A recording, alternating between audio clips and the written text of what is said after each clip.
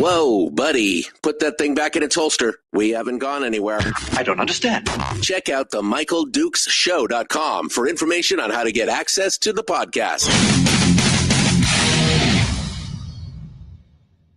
Welcome to the party, pal.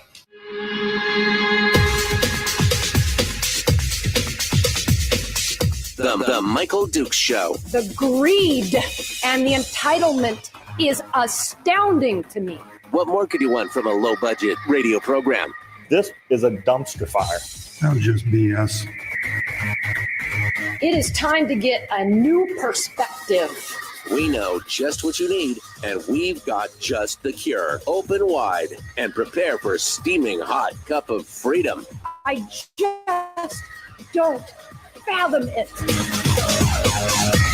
The Michael Dukes Show, streaming live across the world. Oh, baby. It's Thursday. The Michael Dukes Show, broadcasting live across the state of Alaska on this, your favorite radio station and or FM translator, and live around the world on that thing we call the interwebs at michaeldukeshow.com, where you'll find everything, including our audio-only live stream, and, of course, links to our socials as well, Facebook, YouTube, Rumble, where we simulcast the show every day out there for people to ingest and share and like and enjoy at their leisure. So I hope that you'll go out and check us out there on the various social media sites as well and share it with your friends.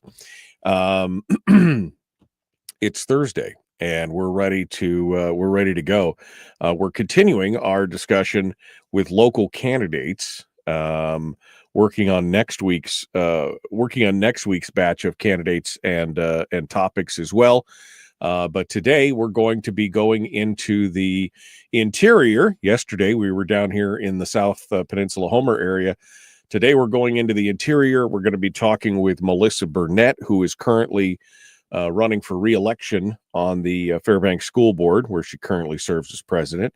And then in hour two, we're going to talk with Barbara Haney, who is running for re-election on the Fairbanks Borough Assembly.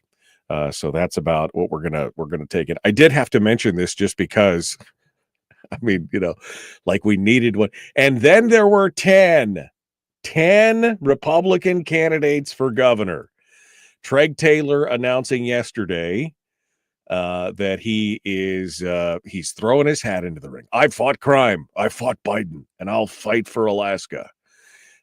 Is the announcement that he had that was posted in Must Read. Although, ironically, at the end of the article, it says paid for by Treg Taylor for governor. I mean, and the news article reads like a campaign, and it's weird. I mean, I don't know what's going on. I don't know. I don't know what's happening there. Anyway, so I'm sure we'll get into that when we have some free time here in the next week or so. But it's just one of those things. So be on the lookout for more information and more discussion on that here in the near future. All right. Well, let's get into it with our candidates and start talking about this and get the ball rolling. Starting off here in hour one of the big radio show, Melissa Burnette joins us.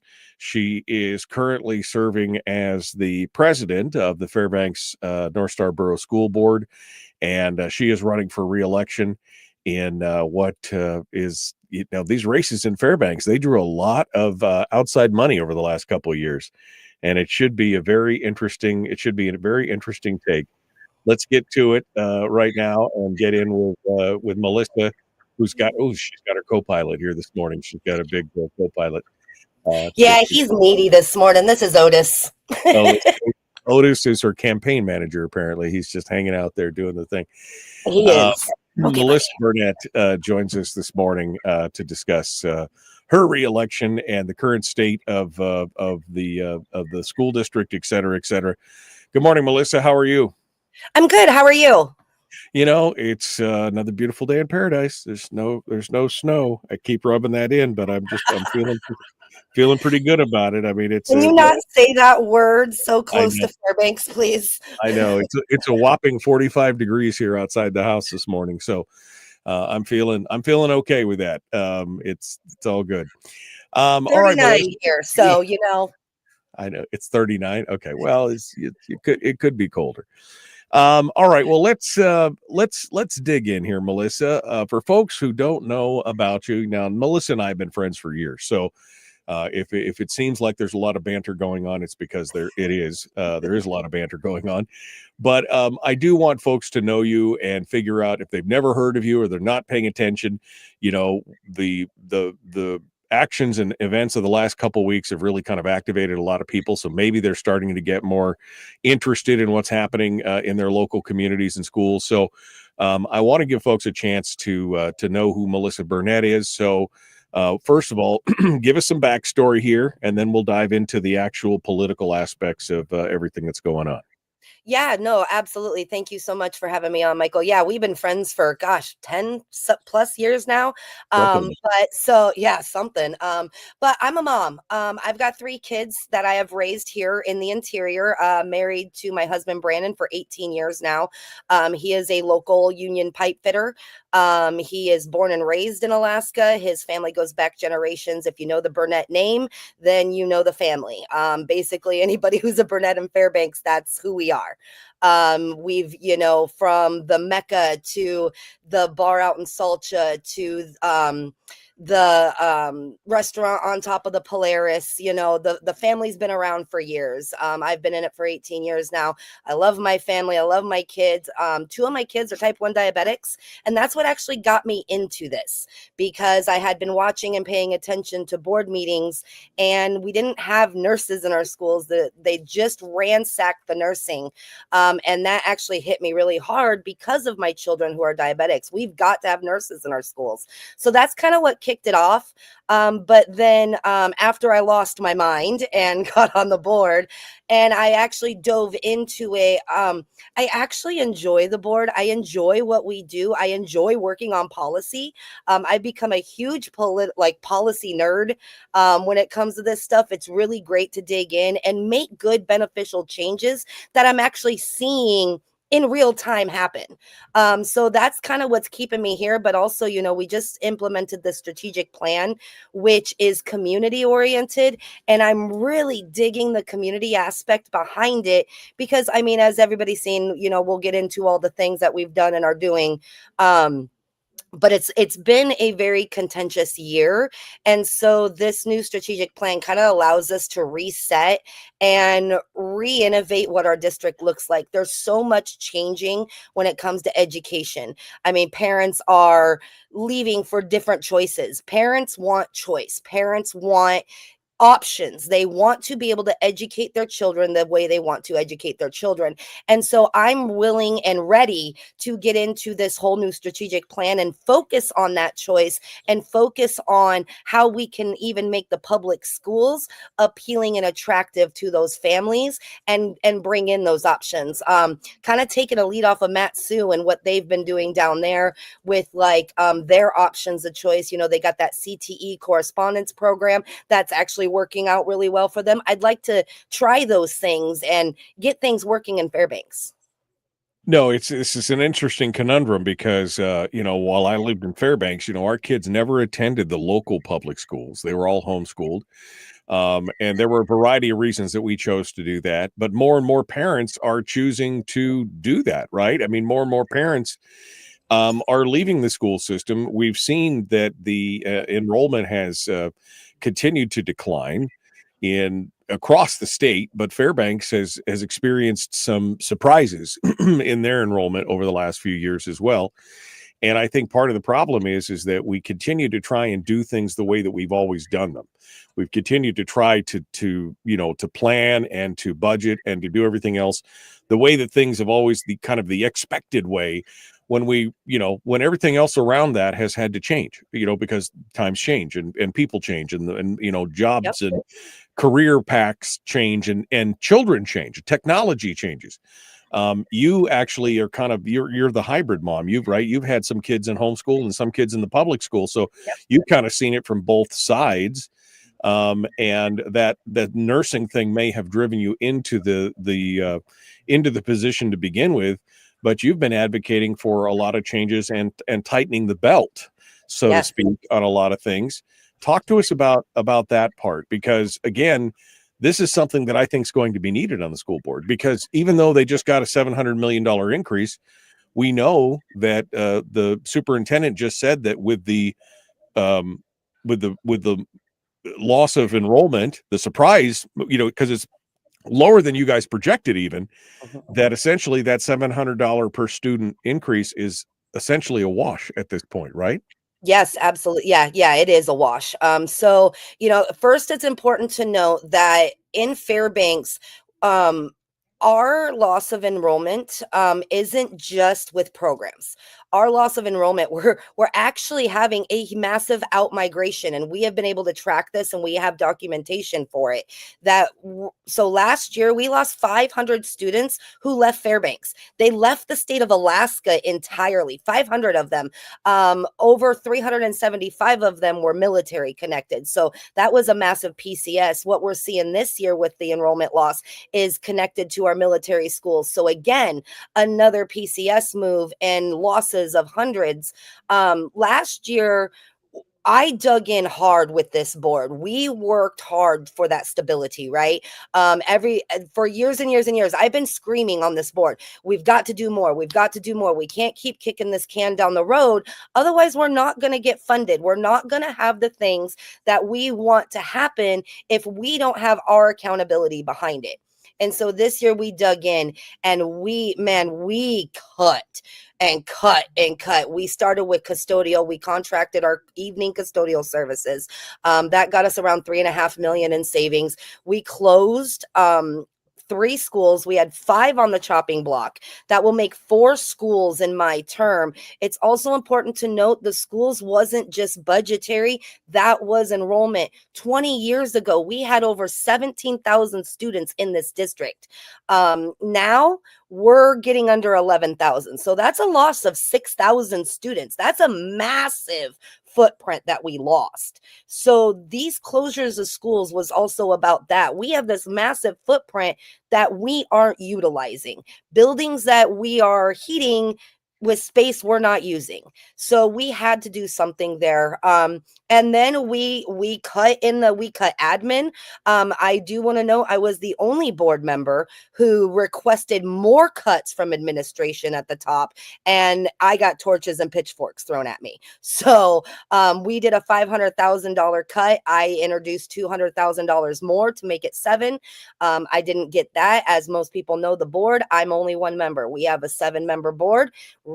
We make decisions as a whole, not as single people. So, I was on the losing end of that. But we buckled down and we cut a lot. We did find some stability, but the enrollment loss is killing us. And we counted for enrollment loss. We budgeted for a loss of 200 some students is what we budgeted for. Yeah. Should we have done more? Sure. Absolutely. But we're getting there. And it's hard to want more and not have everybody really aligned right there. So, will we have more cuts? Yeah. Will we see more detrimental things in the future? Yeah, probably. It's just the way that it is. And I'm hopeful that this next year, if I'm able to stay on this board, that we can dig down even deeper and really, really get to the nitty gritty and start investing and innovating. So maybe we can bring some of that enrollment back. Well, there's a philosophical challenge here, right? Because you've got some members of the board that want things to, they want everything to remain the same.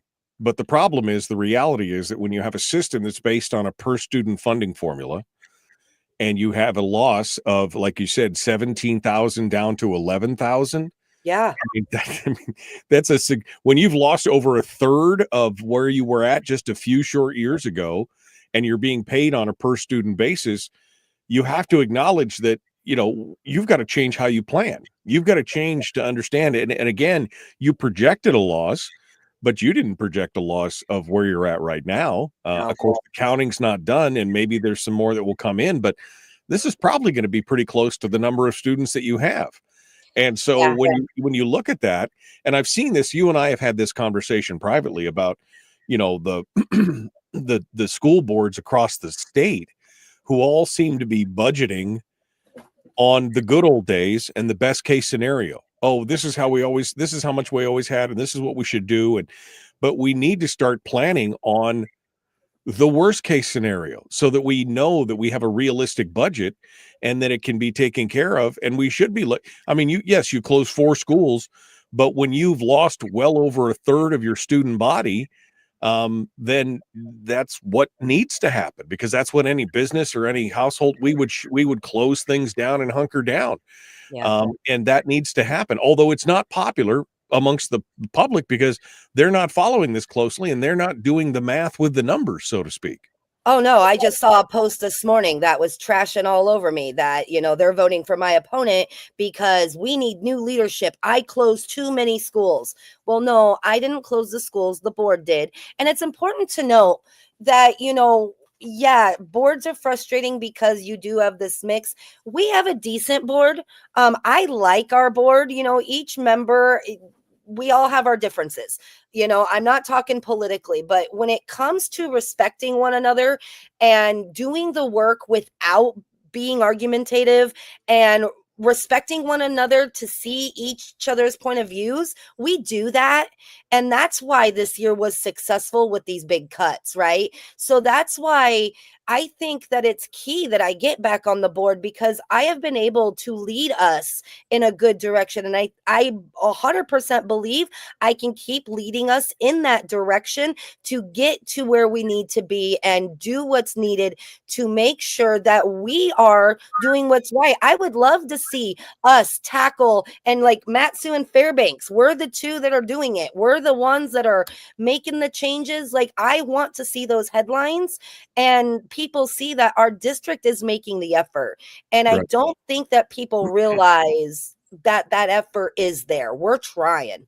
Right. Well, I think a lot of people don't realize the truth of what's happening in the school systems and the fact that the state is broke, right? The state's broke. The borough can't put any more money into it. And, that with the loss of that many students, it's just simply a mathematical numbers game at some point that you have to kind of pull in your horns. And people don't understand that, great, we could reopen those schools. How'd you like to pay another $5,000 a year in taxes? Even if you could. I mean, if we, without the tax, with the tax cap and the equity thing and the, maximum contribution and all that. I mean, even if you could, sure, we can go back to where we were, $5,000 a year more. Is that what you want to do? And it's a frustrating thing to see. Melissa Burnette's our guest. We're up against the break. We're going to continue here in just a moment. Don't go anywhere. The Michael Duke Show, common sense, liberty-based, free thinking radio. We'll continue here in just a moment. Don't go anywhere. Back with more and Melissa Burnette right after these messages.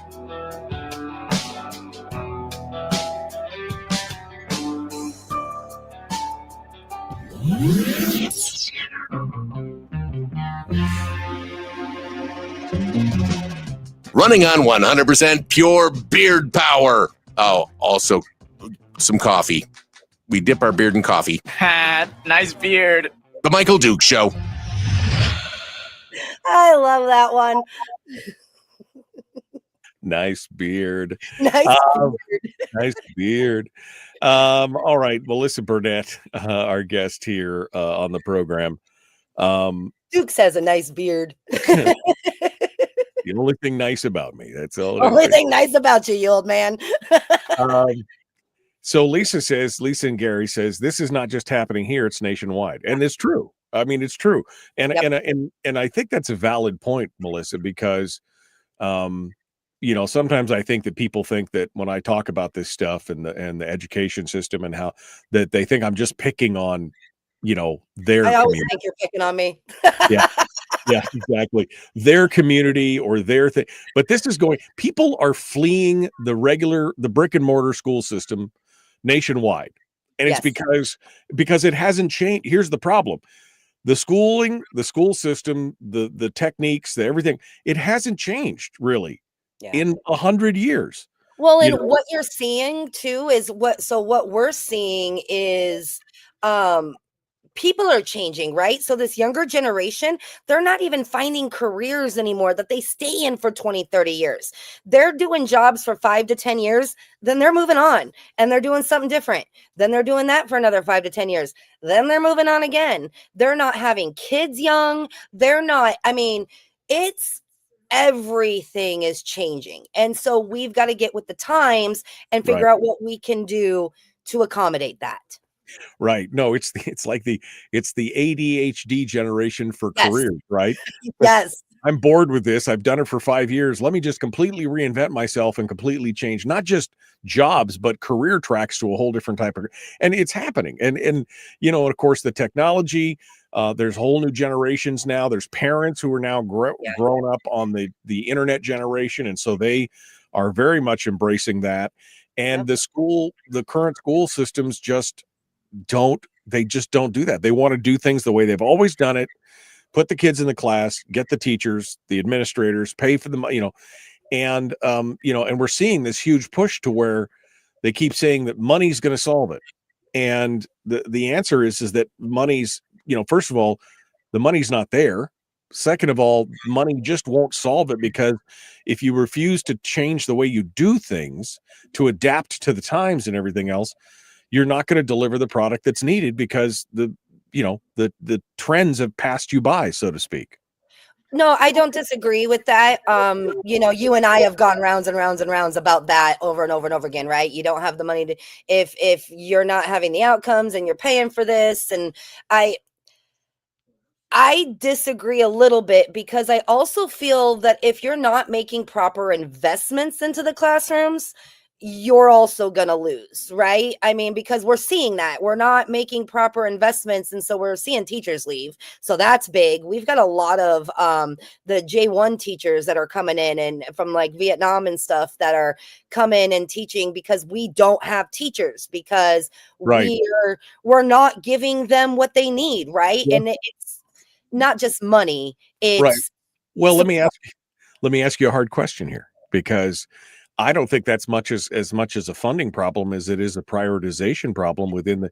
I mean, they used to mandate that 70% of that BSA went into the classroom. I mean, actual classroom, before they started monkeying with how that was formulated, and they included all the IT stuff and everything. No, they meant like in the classroom. So that's a prioritization problem from a district or a board problem, because they're not mandating that we got this money and it needs to go directly into the classroom. Am I wrong? No, you are absolutely right. It does need to go directly into the classroom. We are very hard trying to do that and making sure this money does go into the classroom. And those are the changes that you are seeing on the Fairbanks board, is that we are making those investments without, trying to cost our taxpayers more money, and without trying to raise things for them. We're trying to do it internally so that we have a grip on our situation and we're giving that support. I also want to I think that if we also implemented policies where we put our district administration into the classrooms, that we could see things change as well. Like I said, it's not all monetary. It's having support. All right. We're about to rejoin here, so we're going to continue. Melissa Burnette, our guest here, The Michael Duke Show.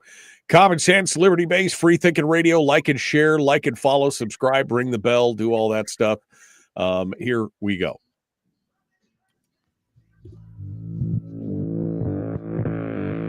Public enema number one. Oh, wait, sorry.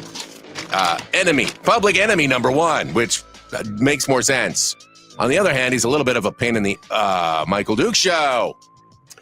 All right, we're continuing here. Melissa Burnette, our guest, running for re-election on the Fairbanks School Board. And we've been talking about, some of the challenges. Now, Fairbanks, I will give credit where credit's due. Fairbanks has cut more than any other school district that I can find being reported in the news and everything else. You guys have taken a lot of the hard choices and taken some slings and arrows for it. But I think, again, your kind of bombshell, numbers there at the top of the show, when you said, Fairbanks has gone from having 17,000 students across the district to 11,000, should be a wake-up call for anybody that's listening, to say, to understand there's an economy of scale. There's you can't have buildings, you can't have enough buildings to house and to teach 17,000 students and then expect that all those buildings will remain open when you only have 11,000 and declining. It was 600 students this year, right? That's what you lost. No, this year we have lost around 400. Last year was 600. Okay, last year was 600. This year is 400. But again, that's more than you guys had even planned for. So yeah, we planned for about 2. Yeah, so it almost double what you planned for. And at some point, you have to, anybody who runs any kind of organization, whether it's a household or business or even a group, understands that when you have those kind of continual losses and you're funded on a per student basis or a participating basis, those changes are just going to have to continue unless you could find a way to reverse that trend. And as you pointed out, since a lot of this came from a military drawdown, and some of it's a big chunk of that. There's, even if you made it more attractive, you can't control those people leaving, but you can control the people who are opting out of the current brick and mortar system and make it more attractive to try and retain those dollars. What's the plan on that? Yeah. So, and if you know the numbers, Fairbanks actually has one of the highest homeschooling numbers, right? We have the highest percentage of families that are actually in correspondence programs and not just the district's one. So my plan for that is actually a really great one. So we've got this really great strategic plan in place that we just put in that I'm super excited about. And everybody knows I get super geeked out when I talk about this, but we have this pillar inside our strategic plan that is all about access to choice. And what that looks like for me is investment into elementary, middle, and high school. And what we do is we make them focus schools. So we take STEAM, right? So STEAM is the new thing. Everybody's into STEAM learning, which is amazing. What is STEAM learning for those of us who are not? Yeah. So it's science and tech and engineering and mathematics and art. So I kind of got all those backwards, but that's basically what it is. And so you can make a focus school. And so each school can be something like this one. This school can be science. This school can be tech. This school could be, engineering. And this one could be art. And this one could be math related. And we make each school tie into a CTE pathway that leads through middle and high school. So what we're doing, because the studies are showing that you can start getting children ready for career pathways as young as like 2 and 3 years old, right? I mean, you take them into the garage with dad, they start hammering things. So you take that concept and you put it into the classrooms and you focus on these areas. And so we've got all these different choices in Fairbanks that you can choose from. We can also take a page out of Matt Sue's book, incorporate the correspondence program so that they can also have access to this, right? And then in middle school and high school, these are leading to pathways with career and technical education to where we're graduating certificated plumbers and electricians and tradesmen. Or if they want to go do something else, they do. Maybe they want to go to college or they want to do that other learning. I mean, this could set our children up for major future success, and also focusing back on hands-on learning and really getting down into working and doing what parents want. This is what parents want: choice, creativity, and career pathways. This is what we're hearing. This is what we're seeing. And when Matt Sue did their correspondence CTE program, high school that they have, I balked a little bit, right? But it's working and parents love it. So why can't we do something similar? And so that's what this looks like. And we do that and we invest and innovate that way. And we might see these parents that are not even in our programs coming back to, even if not to our brick and mortars, to utilize best so they can have access to these programs. Right. Well, and I think that's part of the problem. I mean, the refusal to change, the refusal to adapt the learning techniques, and the teaching, and that's part of the problem. I mean, what do you say to the argument of that many people, including myself, have made over the years, that this seems to be more protectionism, the reactions that we're seeing across the state and across the country, but across the state specifically, is more about protecting the system as it is rather than innovating, protecting the jobs as they are and the teacher. That was one thing that I think got lost in this whole conversation over the last 18 months with the legislature and the BSA increase is, they say it's for the children on the headline, but then when you get down to it, all they're talking about is protecting the teaching jobs or the administration, and we need more money and we're doing this. And, so what do you say to people who bring that up to you? It's actually really great you brought that up, because the last couple of days we've had a lot of forums where I think that has been the one key factor between me and Audra and our opponents. Is they've been talking a lot about, well, if they get back on the board, they're going to reinvest that custodian position. They're going to bring back the custodians. They're going to invest in support staff and the teachers unions. I 100% agree to invest in our teachers. 100%. We do need to invest in our teachers. They're who teaching our children, right? But they weren't talking about teachers in the classrooms. They were talking about the union side of things. They are all for the unions, all for not changing it. And it's astounding to me. And so what I say to them is that's not the way. That's not the way forward. The way forward is investing in education with the community, with access to choice and creativity, with what the families are asking for. The families are asking to be listened to. And I have to say, maybe I was guilty of that myself a little bit a couple of times, because I have to go back and think, well, did I truly listen? Did I really dig in and really open my ears to that? And I don't think I did, because now I'm seeing it. Now I'm hearing it, and I want to make these changes. And this board wants to make those changes. We're there. We're ready, and we're ready to dig in and do this.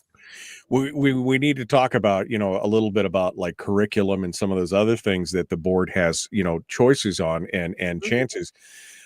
Because again, what people really want is they want kids that have learned, that are well-rounded, that can read, that can do basic math, that don't have to take remedial math to go to a basic 100 level college course, right? Can count change back at the register if they need to or whatever. And that's something that we've been missing in this state. I mean, we've been struggling at, 3 out of 4 students graduate. That means 1/4 are completely failing, but even the 3/4 that do pass, again, if 50% of those have to take a basic math course just to be able to get into college or to do, that's a problem. We're not succeeding in that regard. We need to have that conversation. Yeah, no, I don't disagree with that. And that is a conversation we have daily. I also got accused yesterday of not caring about student outcomes. I didn't care about student outcomes, and I'm full of DEI, which frustrated me as I'm like, hang on.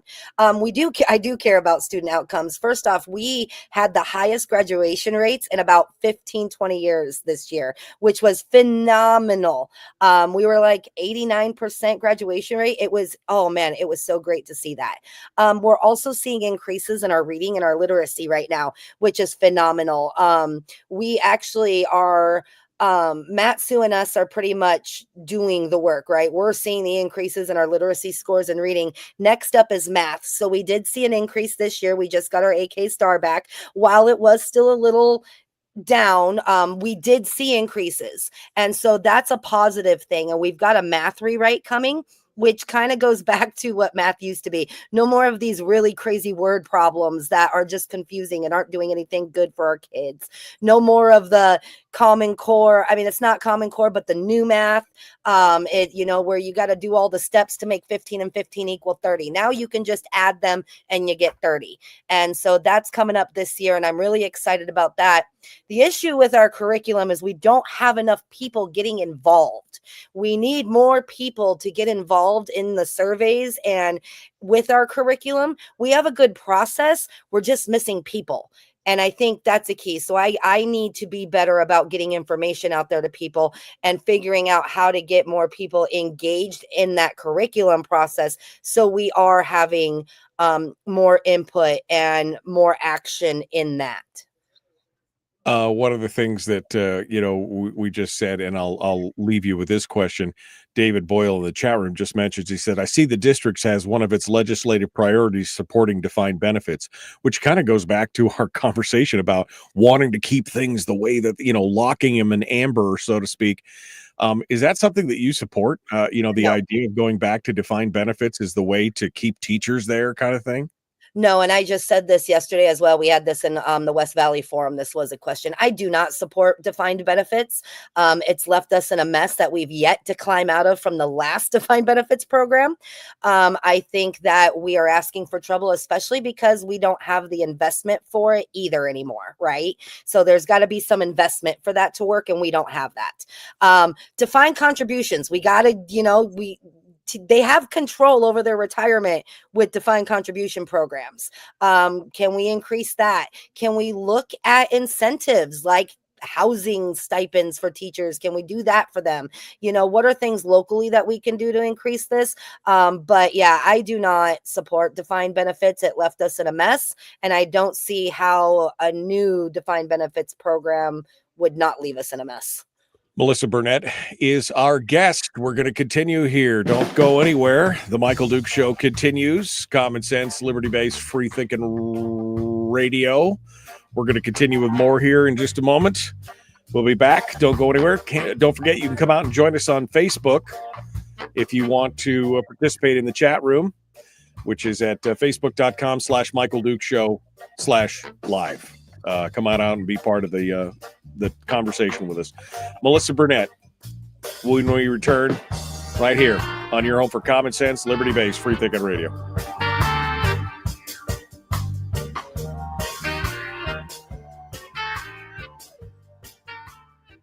If you missed the show, you can listen to it on your time with Dukes On Demand. Oh, and it's free. Like America used to be. Streaming live every weekday morning on Facebook Live and MichaelDukesShow.com. Okay, we're back in the break in the chat with Melissa Burnette. Sorry, I'm scrolling backwards here. There was a question. Somebody asked what I was drinking. It's a Starbucks Frappuccino, and it's delicious. Yeah, it's all we need. It's all we need. Sugar and coffee, baby, because Dukes gives me the 6 a.m. block, and I'm like, God dang it, old man. Yeah, I know. Well, you're used to that. You're used to the getting up early, right? I mean, you're doing the morning radio. What do you want? Barb and I were joking the other day. She said, yeah, I got the 7 a.m. spot. I said, oh, and she went, Yeah, I know. If I have to be up, you have to be up. Yeah, basically. Fat Ray says, okay, this is an early question. Okay, this is good. Maybe Melissa could let us know if she voted for that safe spaces thing that the school board voted for unanimously from the reporting I saw. I don't even hear about this. So what is this safe spaces thing here going? Oh, yeah. A lot of people got riled up about that. So it's a resolution that was brought forward by a couple board members, basically regarding ICE and immigration. We had an issue in Fairbanks. That lady got picked up. She had some kids in the district. So, there was some worry. We did at the district level. Our phones blew up. That's no lie. People started calling, freaking out, wondering if we were going to let ICE in. And so a couple board members came out with this resolution. Now, I think it's important to note that this resolution was worked and we got it to a point where, yeah, I did vote for it. All 6 of us did, because basically what it ended up being was we reaffirm that we have FERPA and our AR in place that protects all students federally, legally. We have to protect undocumented, documented, all of it. We have to protect students. That is federal law. You have a problem with it, you got to change the federal law. And so at first I was not in favor of the resolution. I did find it inflammatory. And it was very hard for me, but we worked it. The board did a good job. We got it to a place where we were able to vote that unanimously. And I'm actually very proud of that, because I think that it just kind of, it makes our kids and our families feel like, okay, our kids are safe here. But people need to understand that this FERPA, the laws, the policies, it's for anybody. Even you as a parent. That's why we have buzzers on the door. You can't just go into our schools. You can't. You cannot. You go buzz the buzzer. They ask what you're doing, who you are, and what you're there for. Then we let you in. Like, that's everywhere, nationally, federally, legally. That's what needs to be done. I understand people aren't happy with it. I get it. It's just a resolution. It doesn't do anything except for make people feel safe. I'm not going to invalidate somebody's fears. I'm not going to do it. It's interesting, again, I won't sidebar into the whole discussion about the folks who are here illegally. You get plenty of opportunities to fix it. Just fix it, right? Just fix it, guys. Just fix your things. If you read about people who've been here for 20 years and then they get picked up and you're like, you had 20 years to fix this. What's the I'm not going there either. It's just the bottom line is it was a resolution. We got it to a point where even Lola and I felt that we can vote for this, and I'm proud of that. Yeah. One of the things is you mentioned it, and this is the same thing I discovered when I was on the assembly, which is that, you're one voice. And if it's not a balanced body, if you can't get more people on there who are like-minded, you're kind of fighting this holding action, right? This rear guard holding action where you're constantly you need to compromise. To hold the line, and it makes it difficult. I mean, we need to, if we want to make true changes, then we have to not only bring people back to a board who are aligned with us like you, but we need to be looking at newer candidates who also believe the same things. Instead of, that should be the big question. Do you believe in doing business the way we've always been doing business, or should we be adapting and changing to the times? That should be the question. And unfortunately, we've got a whole bunch of people in a whole bunch of districts around the state who just want to, again, lock it all in amber and do things the way that they've always done. And that's not going to work. Well, and to Fat Ray's question, I see he says, if it doesn't do anything, did it need done? No. For me, I am actually not in favor of any resolution. I don't want to rile anybody up, but I think that we have other things to do. We have policy to put in place. We have policy to fix. We're working on a whole transition of our policy book right now. We've got another budget coming up where we will have some deficits. We have a strategic plan. We have a re-envisioning of our Hutchinson High School program. I mean, there's so many things that we need to be doing. I don't want to do resolutions at all, period. Like none. That's just me though, right? So right, because they accomplish nothing other than some kind of virtue signaling to some group. I'd rather put a policy in place. Yeah, that we're trying to do something. We waste a lot of time on something that's a resolution that has no impact or no effect. All right, 10 seconds. Ready to go. Ready. We're down to the last segment already. 10 seconds is a long time. It can be. I mean, now it's just 4 seconds. So that's how it works. See, that's how time works. It's lineal. Radio time. The Michael Duke Show. Not your daddy. Wait, sorry. Not your daddy? Ooh, not your daddy's talk radio. Huh. Whew. I was scared for a second. Thought we were going down. Here's Michael Dukes and the show. Yeah. I'm not your daddy. Not your daddy. I play one on TV. Okay. Why? We're continuing with Melissa Burnette on the program, running for re-election. Melissa, this is the final segment for this hour. And we were just talking about how, board makeup is important. And what I mean by that is philosophical makeup of the board. We have on this Fairbanks School Board, we basically got you and one other. Loa. Yeah, Loa's like one other conservative that is, kind of, part of the, trying to make some changes. And yet you've got a 6-member board and you're fighting against kind of, again, this business as usual kind of crowd, which we've talked a lot about why that needs to change, because whether it's from the career tracks that people are taking or whether it's from the technology and kids are learning differently and everything else, we can't continue to do the same things and expect different results, because to do the same things, they're demanding more and more money and still getting the poor results, right? So we need to adapt and change. Is that the biggest challenge? Should we be trying to get more folks back on the board who are willing, or get folks on the board who are willing to make those changes? You know what? I don't think that is our biggest challenge, to be quite honest. I think we have a good board. I would love to see Audra get on this board with me. She is very like-minded conservatively, but she's also like me, where we want to do the work. We are here to put politics aside. I have never once put politics over our kids. People know, they get mad at me all the time because I don't follow the party lines. I'm here to do work, and I'm here to do good work for our children, for better educational outcomes, and for digging in and righting this ship. And this board is right there with me. It has been a good year with this board. They have done a lot of hard work, voting right there alongside me. I honestly, this past year has not been about a split board or party lines. This has been about working, and that's what it needs to be about working and doing what we need to do to make sure that our schools are a good place for our whole community. And well, I mean, and I hope that we can again, even just a more balanced board would not be a bad No, thing. right. You know? And this continued decline in enrollment. I've been Melissa, I've been talking about this for 20 years, right? I mean, we've had declining enrollment in the community for 20 years, and it continues to be projected, and yet the projections even fail to, capture the real problem. And, you took a lot of heat for closing the 3 schools last year. There were 4 in the chopping block, but I mean, Anchorage can't even close 1. So you guys are at least doing something, right?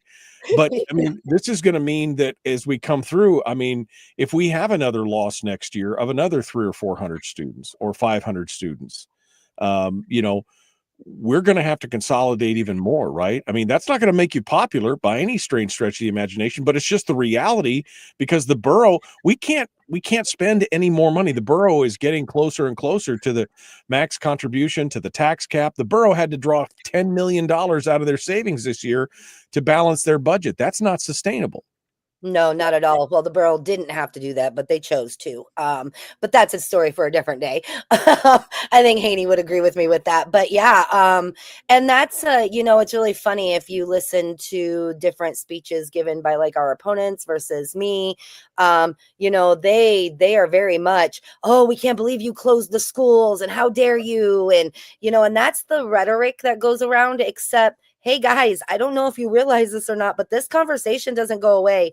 I was famously quoted in the paper when I first took over as president. This is it. We close these 5 schools. We won't do anymore. Yeah, no. That was a mistake on my part, and I own that, right? I mean, we all make mistakes like that. Fresh president, like, I had so much positivity and so much, we're going to do this. And then reality sets in, and I hope not to do school closures this year. It's not going to be a conversation. At least if I'm back in the seat and I'm back here, I don't want to bring it forward this year, but it doesn't go away. The conversation comes back. A question about if I'd be willing to consolidate high schools. If it needs to be done, it needs to be done. Right. We're looking at Hutch next. Right.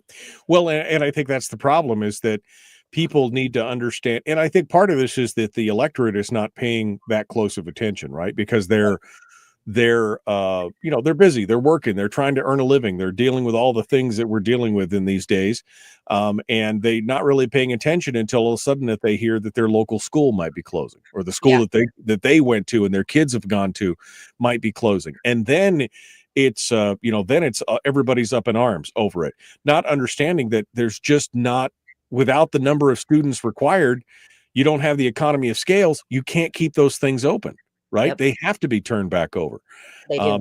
And not to say that the school districts couldn't, again, do a better job. And shouldn't we be planning for the worst case scenario in our budgeting? Shouldn't that be a factor?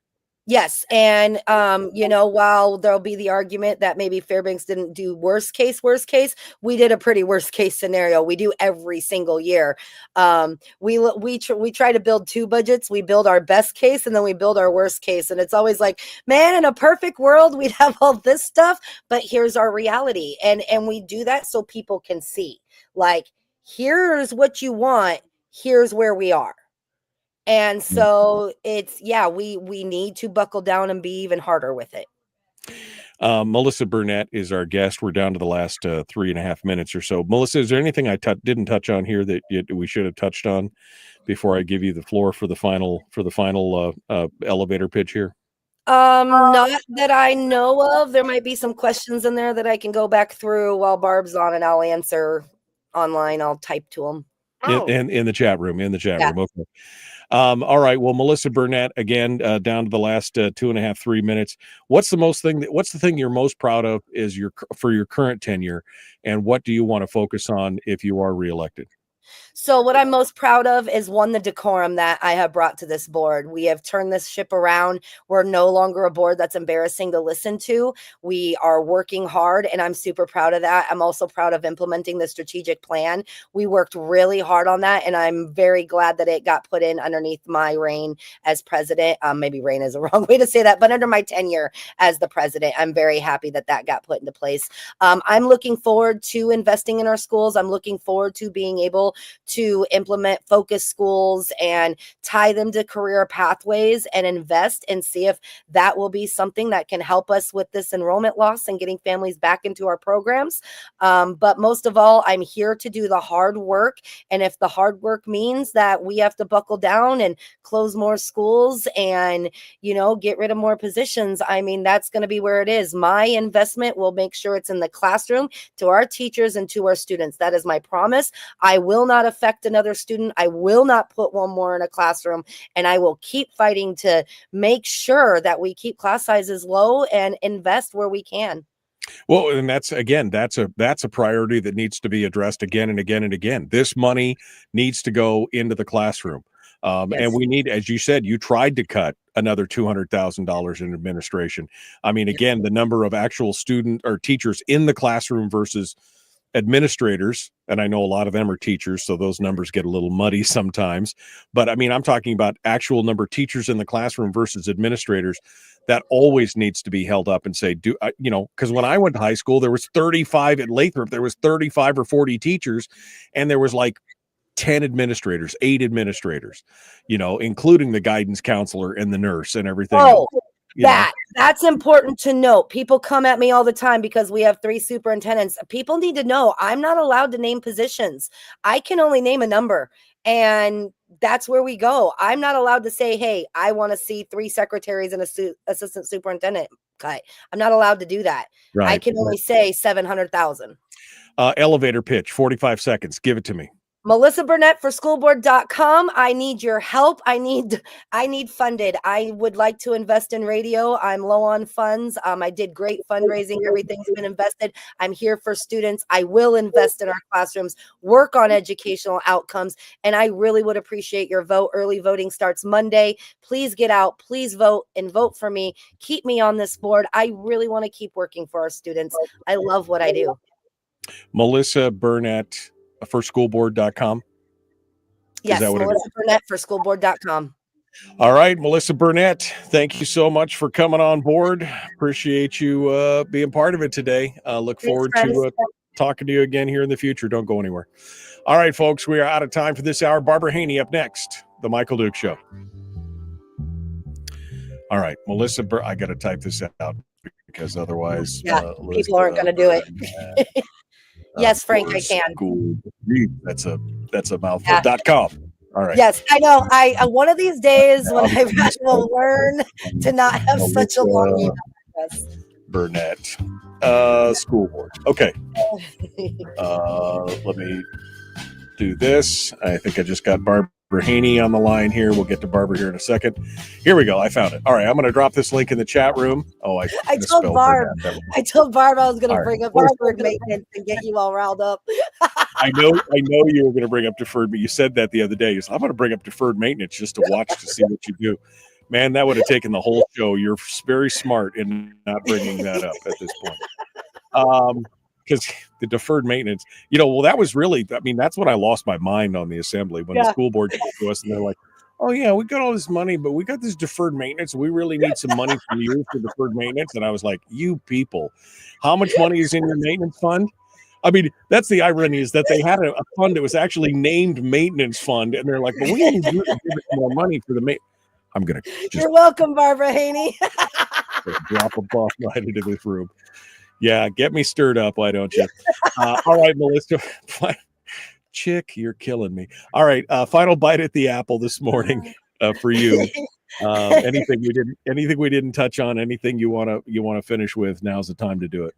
Next time you have me on, tell me no more Starbucks coffee. No, you know what? I appreciate you allowing me to come on and talk to everybody. My biggest thing is, please, if you have questions about something I vote on, something I do, please come to me. I am an open book. I am willing to talk to anybody. I hate seeing comments on Facebook that call me DEI. Like, Ken, I saw you make that comment. You can come to me, bud. It's please. I am willing to talk and let you know what's going on and why I made the vote that I did and why I'm doing what I'm doing. I'm here for our students and making sure that we're getting what you want us to get out of this. I'm not a liberal. I'm not a rhino, but I'm not following party lines in politics. I'm going to do what's right for our students and for our families, what they're asking for. Well, I mean, which is why I appreciate you, and what you do and what you talk about, because you do walk the walk. We won't always agree on everything, but I think that you got a lot of goodness in there, and I'm hoping that you get reelected to the board. I would like to. Yeah, it will be. Would. Yeah, it'll be interesting to see how Fairbanks reacts, especially in light of, again, the recent events and the history and understanding that there's just no more money. I mean, the citizens of Fairbanks have they put their foot down. No busting the tax cap. No more of this. No more of that. Well, it's important to note this is a off-year election. This is 1 year that is off year. This is only local. It's small. People are not as invested as they usually are. So please get the word out to have people get out there and vote. That's the best we can do. Get your people fired up and get them out there. Yeah, absolutely. All right. Well, I got to let you go. Thank you, Melissa. Appreciate you coming on board. Thanks, guys. See you later. See you next time. Melissa Burnette, our guest here on the program for today. All right. Let's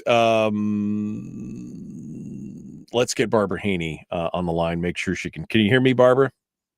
Yes, I can. Good morning. Okay. All right. You're killing me, Smalls. I was all ready for the video thing, and then here she is. We got her on the phone instead, so we're ready to go.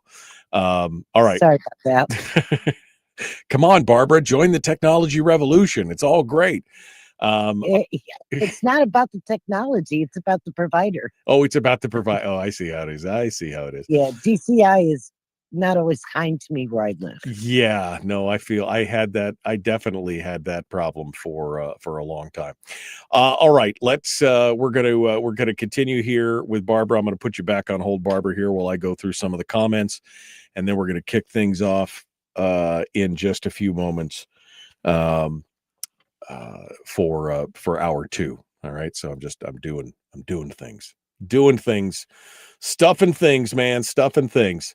Folks, don't forget, of course, to like and share the there's 50, 60 people watching this, and there's only 16 likes on the thing here. I don't know why you don't like me, because I'm lovable. My wife tells me I'm lovable, so you should love me too. Go ahead and hit that like button, will you? Like and share, follow the show page, do all that kind of stuff. All right, let me pull this back here, and I'm going to come back over here. All right, here we go. Let's see, what do we got here as far as comments real quick here. I got about 90 seconds here. I remember life before all this technology. It was better, says Fat Ray. Okay, Grandpa. Luddites. I remember. Hey, look, technology is as good or as bad as you make it. My begging game is weak. What? My like and subscribe begging game is weak. Okay. All right, Boomer. All right. We'll do that. I got to give Fat Ray a hard time here. Chris says investment in the classroom is essentially needed. Absolutely. I mean, that's what this money should have all been going into the classroom. This kind of chicanery that they use now to say, well, this is how much we spent 41% in the classroom, 51%, 49% in the classroom. It should have been like 80% in the classroom. And by the way, don't fudge that number by including all your IT support and everything else and all that. It's anyway. Let's see. Will you both be buying Randy Weingartner's new book, Why Fascists Hate Critical Thinking? There's some irony. That's the most ironic title. That's Randy Weingartner, the head of the NEA. That's her new book. That's the most ironic title I've ever heard of. All right, we got to go. We're going to get to it. Here we go. The Michael Duke Show, Common Sense Radio.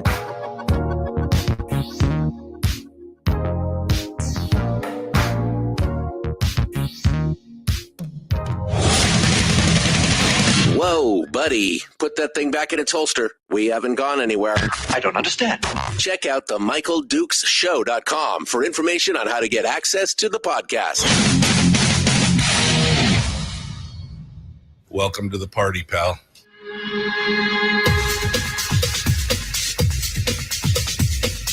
The Michael Dukes Show. The greed and the entitlement is astounding to me. What more could you want from a low-budget radio program? This is a dumpster fire. That was just BS. It is time to get a new perspective.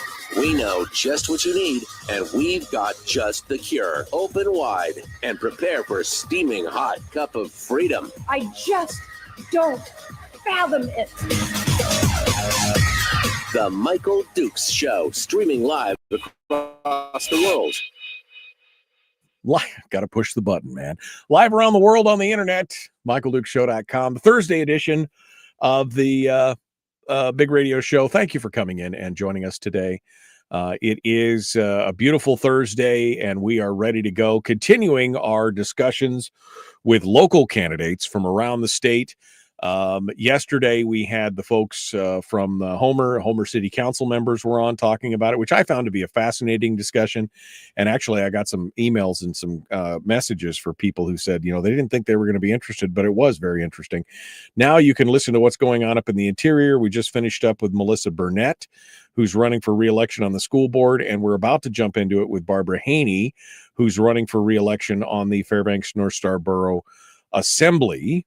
And it should be good. So we're going to continue here with Barbara in just a second. I will mention that I had to laugh because like I said, and then there were 10. Treg Taylor has now announced, to nobody's surprise, Treg Taylor is now running for governor. He has put it forward that he's now doing it. I fought crime, I fought Biden, and I'll fight for Alaska. He's officially announced his candidacy for governor, and he's ready to go again in an already crowded field. I don't know. I mean, it's going to be interesting to see if he gets any traction on this, especially since he is the Johnny come lately to the game. Is this too little, too late? I don't know. But we'll see. We'll see what happens here. But Treg Taylor has now announced his campaign for governor, and we'll come back to that. We'll follow back around when we have some time to deal with that. But right now, let's get back to the local candidates. Let's get to it.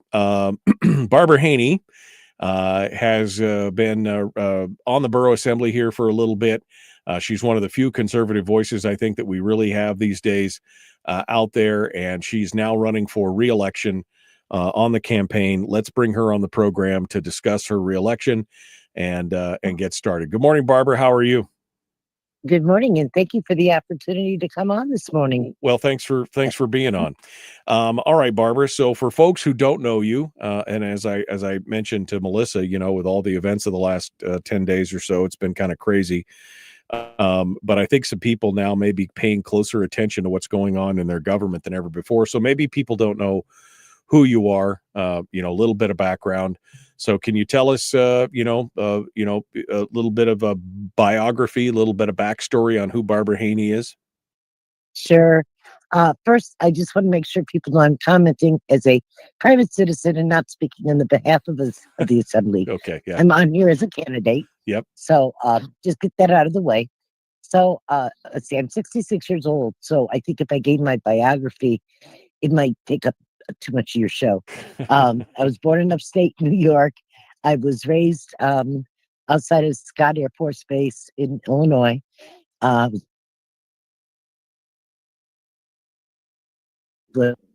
engineer for Spare Unisys, and he was assigned to the Strategic Air Command contract. So we went where SAC went. Wherever they went, we went. Right. So I wasn't raised in the Air Force, but I was always around the Air Force. That's just how I was raised. Anyway, I went to college in Illinois, Eastern Illinois University on a 4-year scholarship. Did my PhD on a scholarship, University of Notre Dame. Came back and taught for a few more years in Illinois, and took a sabbatical out west to Washington State University in Pullman. There I met my husband that you knew, Mario Martinez, and we moved to Alaska. Natalie Thomas had taken retirement at UAF, and I came up and filled her slot. And I did it at first on a temporary basis. That was 35 years ago.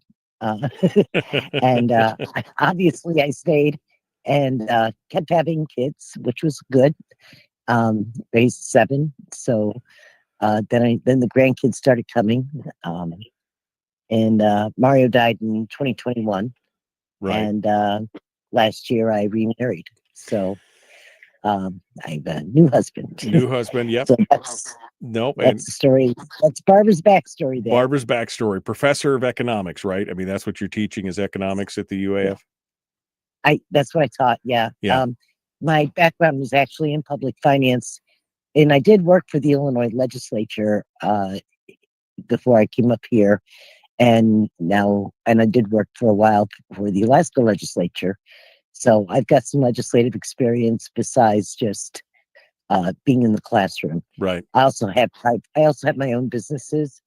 We had a cartridge recycling business, printer repair kind of stuff. That was during the 90s. We had a paintball field out in Two Rivers. We had a lot of different businesses. Right. And okay. You know how small business goes. You make it past the first 6 months, you're doing great. You make it a year, you're doing fantastic. Right. But you're probably not going to make it 5. Yeah, no, it's always a tough situation out there. All right, Barbara. Well, it's good to get a little bit of background again from where you're sitting. And so I guess I should ask you, what made you decide initially this will be your second term on the assembly? Is this the second term? It will be. Yeah. It will be. Because you were only allowed to do 2 consecutive terms, if I recall correctly, for the Fairbanks North Star Borough. But what made you decide to jump into politics? I know that you've been kind of politically active and you've been paying attention. Obviously, you have a background in public finance. But what made you decide to jump into the race the first time around? What made you decide to get on the assembly? Well, part of it was my family was grown. My grandkids, most of them were grown. I've got 2 that are still little, but only one of those is locally. The rest of them are high school or graduated. So it wasn't like I needed to be there for the grandkids in the same way I did when they were little. And I certainly did need to be there for the kids. I mean, they're in their 30s now, 30s, 40s, and 50s. So anyway, you just kind of roll with it and go, well, hey, there's nobody stepping up. I tried to get my neighbor to run. He goes, well, put your name in there, and and if I come back, I'll swap it out. He goes, you should just put your name in there, be a placeholder. I said, okay. So I did, and then he didn't come back in time. So guess what? Tag, you're in. and at first I was like, I've got a nice job. I've got a nice life. I don't need to do this. And then I started looking at what was going on in the borough budget. I'm like, you probably need to do this. And so I took it a little bit more serious and I won. And what do what do you see as we're talking to Barbara Haney, by the way, running for reelection on the FNSB Assembly. What do you see as the biggest challenges that have been facing the borough and that continue to face the borough moving forward? What is the biggest challenge in borough government right now as an assembly member that you see? Biggest challenge we have right now, I hate to say it, is the current mayor. He is, the mayor sets the budget. He believes that the tax cap is not a spending cap. So he thinks deficit spending is just fine. And it's very interesting because he was very critical of Governor Dunleavy for proposing a deficit budget, and he turned around and did the same thing. I'm like, okay, pot kettle. But that aside, we're spending at least $8 million outside the cap, maybe more, and that's simply not sustainable. On the same time, the new mayor more than doubled his staff in his office. By it used to be that Mayor Ward had a chief of staff, and we approved a temporary assistant chief of staff to train. So when the chief of staff retired, the new guy knew what was going to happen, right? He knew something. And this new mayor, Grier Hopkins, has greatly grown that staff and made permanent some positions that we had intended as temporary. Right. In addition, one of the other challenges I have is, you don't always have the votes to do things. And they will vote down things just they say they're nonpartisan, but it's really on party lines. If you take a look at the votes, they're the partisans, not me. Right. For example, in the recent vote on structural defense kits, this was just to request the state start a program whereby homeowners could buy the structural defense kits at some sort of pre-negotiated cost. The state has purchasing power that an individual citizen may not have. Right. And just like with homeschool curriculum, you go through, there's a menu. You want a third grade curriculum. Here's our providers. Boom, boom, boom. They can do the same thing with these structural defense kits. Okay, you need so much hose. You need these many sprinklers, these many tripods. You need this power pump. You need this size of pumpkin. Really simple, common sense solution, right? Especially for people who don't have fire service protection. They should not have to fly the kids up from Kenai every year when we have these fires. We should have them here. And the homeowners are willing to buy them. So why not? You would have thought in the debate that I was actually setting fires or something. I mean, the reaction was just striking. Really? It's a very common sense thing. I couldn't even believe it was debated. It should have been a consent agenda. I mean, who would be against something like this? Right. But no, you have it. That would seem to make sense. I mean, again, this is not public money. This is people, private citizens wanting to defend their own property from fire and just basically giving them the bulk discount that the state would receive and that they would be able to buy it themselves. I can't see how that would be some kind of really, controversial decision. No, it wasn't. And yet Scott Crass and Mindy O'Neill voted against it. Well, so again, the size and scope of government, which is an ongoing problem here. You mentioned the fact that they're spending outside of the cap, which, I mean, doesn't the tax cap say that it's illegal, or are they just doing it? They can justify it because they can pull it out of savings. We've heard about this $10 million pull out of the savings account to fund the budget this year. But as you mentioned, can you walk me through how that went down and how that worked so that folks who are not paying that close attention to the process can understand what actually happened? Yeah, well, we've had some level of savings that we have to keep for contingencies, right? And I make sure that in that non-area wide budget that we maintain some kind of safety net there, because if there's ever a massive emergency, like, a wildfire blows into Fairbanks and levels it, or an earthquake or a volcano erupt in the middle of the borough, we have the resources to pull in people and take care of the problem. So you have to have some kind of contingency there. Well, that also serves as a source of interest income while you keep it there. So there's two reasons why you would want to do that.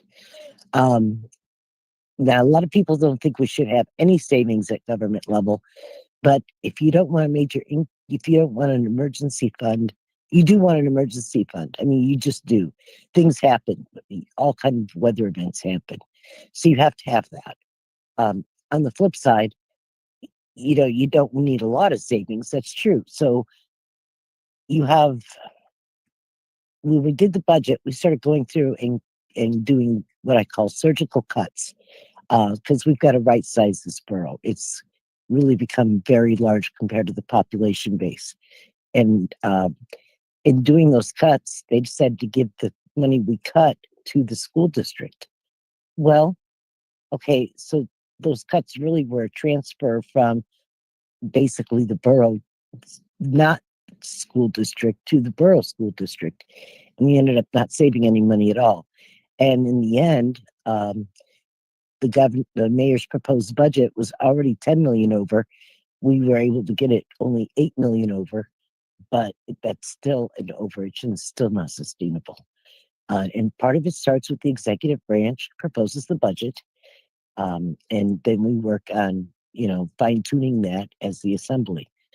And we just couldn't get all the cuts in that needed to happen. So that's why that happened. But I mean, again, I gotta have the votes. Yeah, I gotta have the votes. Yeah, you have to have the votes. But again, what's striking to me is that there's only so much money in the savings accounts, right? I mean, there's only so much money, Right. So you can't continue to. I know the justification this next year will be, well, we've funded it and we've started these things, so we've got to keep them going.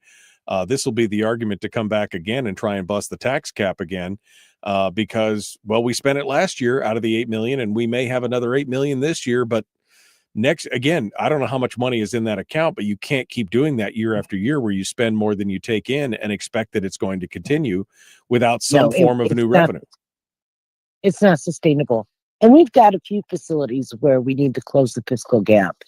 For example, the Carlson Center runs 700,000 roughly over budget. And there's no reason why we couldn't hire somebody who could bring in some big name entertainment, generate some revenue for the Carlson Center. Mary Sy, it wasn't open enough to be able to generate revenue. By extending the hours, we were able to generate more revenue on Mary Sy. It actually would have been more expensive to close Mary Sy than to keep it open. So I allow a lot of people want to close Mary Sy. It generates revenue. It's actually a moneymaker for the borough. We did close the Joy, quote, community center, unquote. And a lot of people were kind of upset about that. But the Joy Community Center was great while we were doing the library renovations.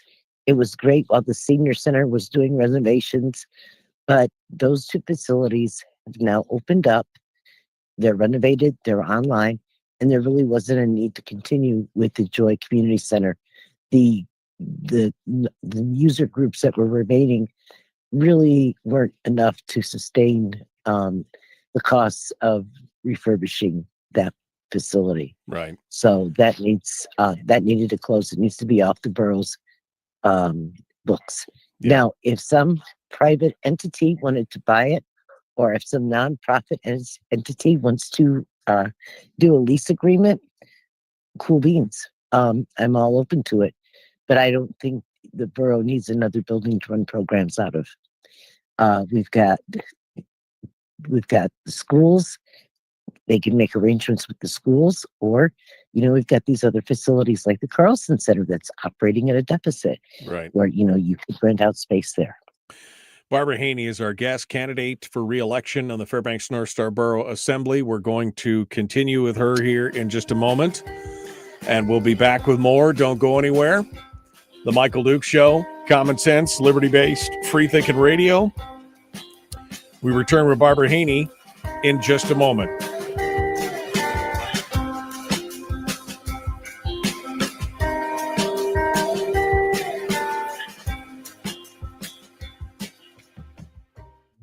We're broadcasting live through a series of tubes. Allowing all of these entities to provide streaming stuff going on the internet. Well, it's kind of hard to explain. Sorry. Streaming live every weekday morning on Facebook Live and MichaelDukesShow.com. Okay, in the break right now, Barbara Haney is our guest. We're continuing with her. I think I'm sorry. one of the tough things for conservatives is a lot of times what we have done is we have stopped stuff that was not good. And I think, so the left will run, they'll talk about all the wonderful fluffy things that they presented. And the conservative goes, well, here's the stuff I stopped. And that the stuff you stop isn't as sexy as the new shiny things that that the other people brought. So it becomes very difficult to run as a conservative unless you could talk about the things that you've done that were positive. Right. Well, and this is what I mentioned this with Melissa. This is the problem when you have an imbalance in an assembly like that. I mean, I faced that when I was on the assembly there in Fairbanks, and there was basically just one or two of us who were more conservatively minded in budgets and things like that, where we were basically just fighting a rear guard, a holding action more than anything else, right? We were just basically trying to hold the line, and that becomes more difficult when that's all you're trying to do is hold the line. But that's our job. Our job is to hold back the size and scope and the creep and the mission creep of government, which is in Fairbanks it's grown so much. It's grown so crazy just in the last 10 years since we've been gone. My family's been gone from Fairbanks. To look at the how high the budget's gone and the amount of employees and everything else, it's the growth is almost unrestrained. It's breathtaking. Yeah, it's really big. And people are leaving the borough, and we've got to right-size the government. It's become a crushing weight upon the private sector. And the part of the problem is we've got people who are on the assembly who are public employees. They are not, they're not from the private sector, bottom line. And we need people who are from the private sector, or who have at least some kind of economic tie to the private sector. Right. Well, and that's a problem with government overall. I mean, if we look at the makeup of the legislature, how many people there are tied to the public sector in one form or another, either as employees or retirees or anything else. And that's been part of the problem. Is it's a philosophical difference. I mean, it's a difference between people who believe in larger, more inclusive, more overarching government versus people who believe in it, that government should be the smallest that it can possibly be while maintaining core services. That's the difference in philosophies that we're facing at almost every level. Yeah, it is. It's a philosophical challenge, I guess. And I think, too, a lot of times people whose experience has largely been from the public sector really don't understand how taxes affect individual household decisions. Right. They really don't. And individual business decisions. I mean, when you implement property taxes, you are adding to the cost of overhead, and that goes into everything. Right. Yeah. No, you're absolutely. It's not like it's a zero-sum game. I love some of the commentary that I see sometimes on these things. Oh, well, the landlords and the homeowners, they'll pay for that. The renters, don't worry, you won't feel. I mean, again, it's a trickle down. If you think that some landlord, whether it's a commercial landlord that's that has a store or something, if you don't think that they're going to add that cost into the cost of their product or service, or if it's a landlord that has a renter, if you don't think that that's going to be added into the rent payments or something like that, I mean, you're just not paying attention. Every dollar that comes out of the private economy in that way has an effect, and the more you take, the more the effect is going to be on the private economy. Well, and people say, "Oh, we don't want to tax milk or something like that." Well, let me tell you, when you implement property taxes on a store that sells milk, you are adding to the overhead cost, and you are taxing the milk. You're taxing the lawn chairs, taxing whatever it is they sell, beer, milk, whatever. And it's just a hidden tax. You don't see it because it's part of the cost of the overhead. Yeah, no, absolutely. And the difference is that when it's the taxing milk or whatever, that's, usually a sales tax has a exemption for food, but if you raise property taxes, that's just built into the cost. It's kind of a hidden tax at that point because they just increase It their is. cost, so it's a whole different deal. All right, we're about to rejoin the radio. Barbara Haney is our guest, The Michael Duke Show.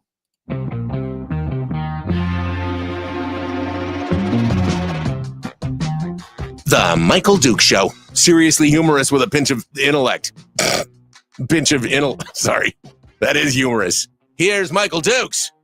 All right, we're continuing now. Barbara Haney is our guest. She's a member of the Fairbanks North Star Borough Assembly. She's running for re-election, talking about her re-election campaign as a private citizen, right? Let's continue here. Barbara, the tax cap has been a thing in Fairbanks for years. I've carried a book. I fought for it. I helped and worked with Donna Gilbert for many years to try and bring that to every 2 years to bring that to fruition. And it's something that's held back the size and scope of government in Fairbanks.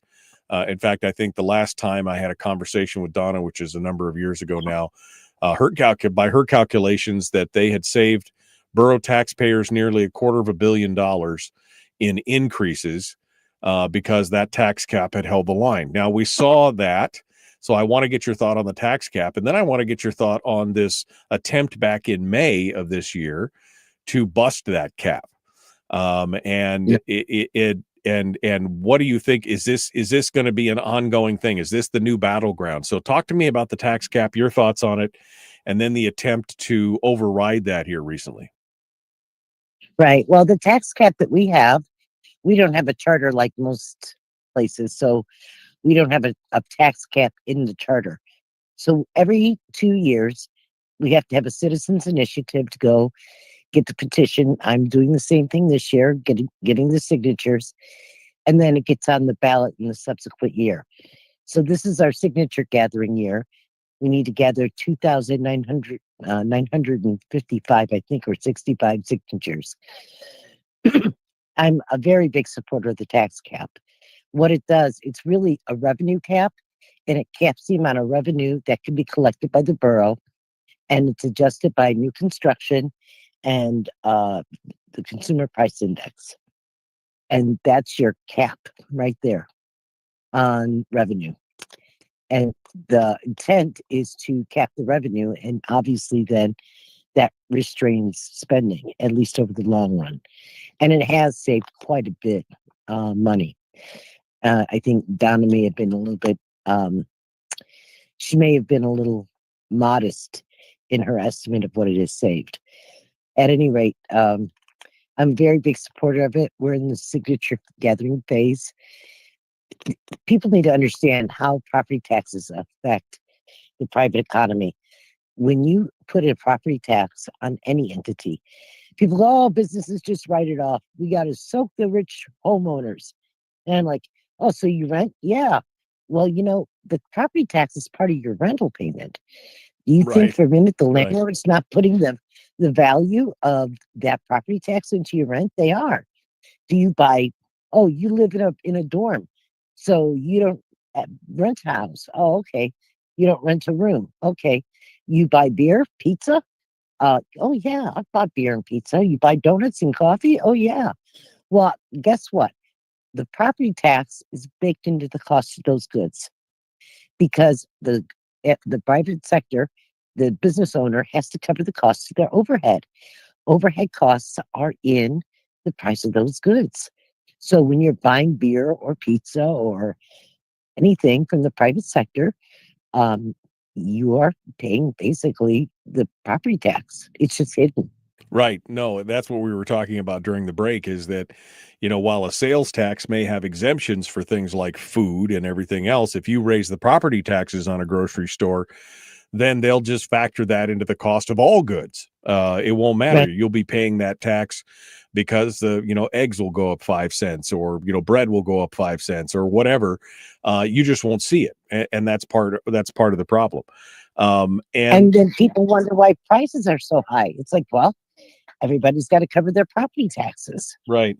Now, they attempted back in May, to bust the cap. And their justification was, Well, schools need more money, right? That's what it was about. They made it this dichotomous choice between, adequately funded schools or your properties. They wanted to go over that cap. And the citizens of Fairbanks said no. And I think that was reassuring to me that at least the people in Fairbanks are starting to understand that the size and scope of their government is too large. But then again, they went ahead and pulled money out of savings to pay for a lot of this anyway. And so, I think that this is going to be a fight, right? This is going to be the battleground, is this tax cap and this revenue cap, because you're reaching the point to where people are leaving the interior. And one of the reasons I left the interior, quite honestly, was the cost of living. That was a big part of it, both utilities and property taxes and everything else. And so, you're going to force more people out, and you'll have a smaller pool to deal from, et cetera, et cetera. It just gets worse and worse. What about this attempt to bust the tax cap? Well, that was actually in 2024 when they attempted to bust the tax cap. Yeah. That's okay. That was perhaps, it seems to me like every year I've been on the assembly, I've had a spring election in addition to a fall election. First Don Young died, and that was one. And then we had the special election last year over the tax cap. So it's been kind of perpetual elections for me in a way. I basically ran a campaign to stop busting the tax cap. We had testimony on the night of February 15th through the 16th, 2024. People can go back and check the recording. We had testimony well into midnight on why they should not pass this resolution, this ordinance to have the special election. They passed it anyway. So it seems to me, I just sat back and reflected upon it. I wrote a letter to the editor on my thoughts on it. I ended up getting an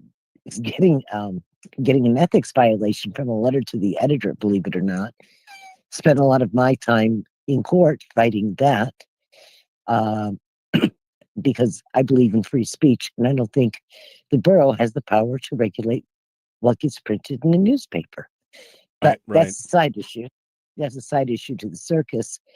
I just campaigned like a mad woman, as did a lot of other people, to have people vote no, because the money was already there. And the things that they were proposing were like a crumbling stairwell at Lathrop. Well, they were still having classes at Lathrop, and the fire marshal approved the building. And I asked my grandson, I said, what do you think of those stairs? And he ran up and down them. He goes, they're fine. He goes, people are going up and down them all day. Oh, okay. So obviously that was not really an issue. And then I looked at the other project they said we needed to raise money for, was asbestos abatement at Tannerau Middle School. Well, we did that in 2015. So why is this still a problem at Tannerau Middle? Right. We had a huge abatement project there. So the two projects they were talking about, and they weren't even in the CIPMR, which is the Capital Improvement and Maintenance Reserve Program. They weren't even listed there. So those weren't even, to my mind, projects we should have been having a special tax increase over. It's interesting, the justifications that we see on that, and it's frustrating. Barbara, what is looking forward from here as you if you continue on the assembly, what are the big issues that are going to be facing us, you think? What are the biggest things that the citizens need to be aware of as they go forward, and when they're electing their officials to the assembly? What are those big issues that we should be paying attention to? Well, first off, I think I was the one who was most vocal on freezing the money on the Puppy Palace, aka the Animal Shelter Replacement Program, which was priced at $32 million a year and a half ago. Probably more like 38, 40 million by the time we get into this year's terms. I was able to freeze that money because I thought that project was way too grandiose for our borough. And while we probably could refurbish the current shelter, or maybe look at a more modest proposal, I was probably the one that put the kibosh on that. Perhaps I'm the one who really pushed on that. Obviously, I was able to persuade other people to freeze it. That's the value of public testimony. So the one thing I've been able to do is generate the public testimony to do things and make the case to the people. The other thing, though, I will tell you is that there are people on that assembly who want to bust the tax cap. They want to build, there's a new proposal to build a $4 million chalet up on Birch Hill, in addition to the current structure. I mean, like, they've got people with really grandiose ideas, and they're looking at you, the property owner, to finance it. And if you continue to elect big spenders, you're going to end up with a big property tax bill. That's the truth of the matter. Yeah, They're going to tax you out of here.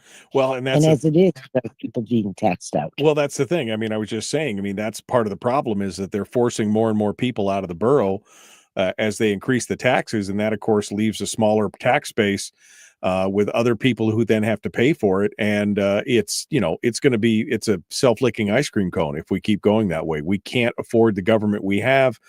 And without any kind of reduction or governor on the spending, we're going to have a real problem for sure. All right. Well, and gotta grow that private sector. Yeah. That's where the revenue's going to come from. Yeah. And you can't do that when you are the yoke on the growth. Right. Well, if you want to grow the tax cap, as you said, there's really only three things that allow spending outside of the tax cap. And that is, of course, the cost of living, the CPI, right? Bond issues, and the new construction. That's what creates larger revenues, is more construction, more things happening.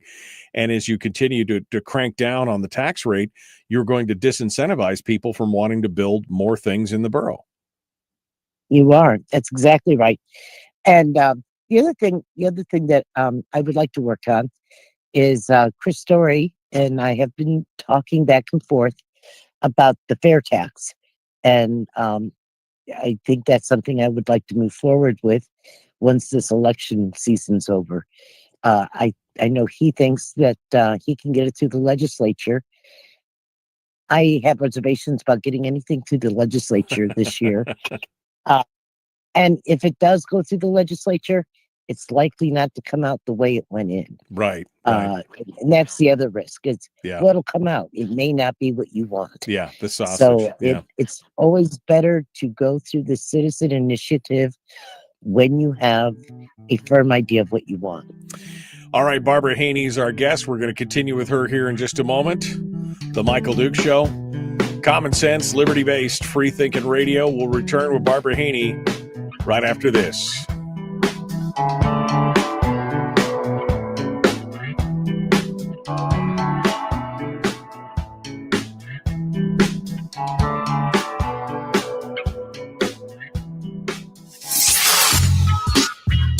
What is that? Common sense. Regularly heard on American radio. Michael Duke Show. Radio. Okay, Barbara Haney is our guest. One of the few times that Harold and I are going to agree. He says, let the market take care of things like chalets. Right. I mean, why is this a public project? I mean, why if the Birch Hill ski area users or the people in that area or a private entity wants to do it and rent the land from the Birch, why not let them deal with it? Why should we have to build a multi-gazillion dollar facility up there for that? You're saying my tune. Yeah.